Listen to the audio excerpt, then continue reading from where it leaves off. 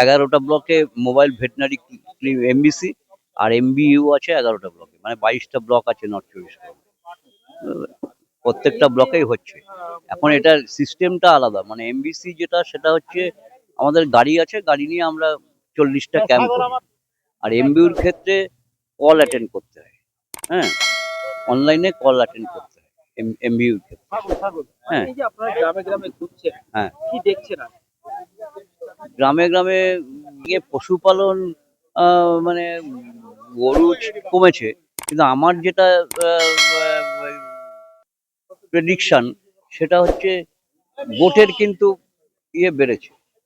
আমরা যেখানে যাচ্ছি গোটের প্রোডাকশন কিন্তু, আমি বনগাঁ ব্লকের কথাই বলতে পারি, আমি বনগাঁ ব্লকের 16টা অঞ্চলে কিন্তু গোটের প্রোডাকশন বেড়েছে।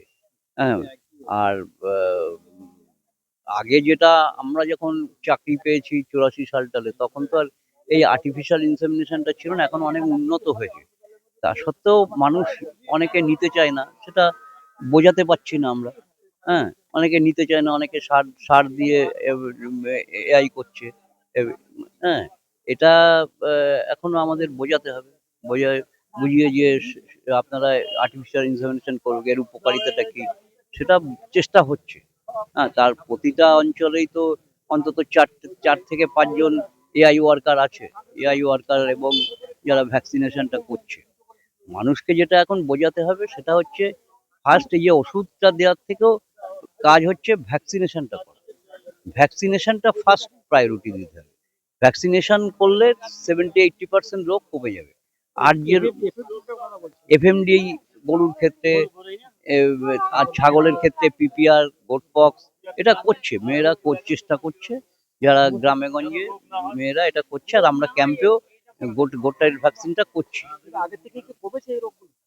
এই রোগ কিছু কমেছে, কিছু কমেছে, এটা অস্বীকার করার উপায় নেই। পিপিআর অনেক কমেছে, এটা অস্বীকার করার উপায় নেই। ছাগল পালন বা ধরুন এই যে আগে থেকে কি বেড়েছে?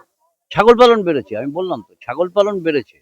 হ্যাঁ, এখন আর হাইব্রিড গরুও বেড়েছে, কিন্তু গরু মানুষ এখন অনেক বেশি অন্য লাইনে যেতে যাচ্ছে, যার ফলে এই সমস্ত কাজগুলো করা গ্রামের মানুষেরও অনেকটাই আছে। শহর হাইব্রিড গরু বেড়েছে, এটা বনগাঁ ব্লকের কথা আমি বলছি, বেড়েছে।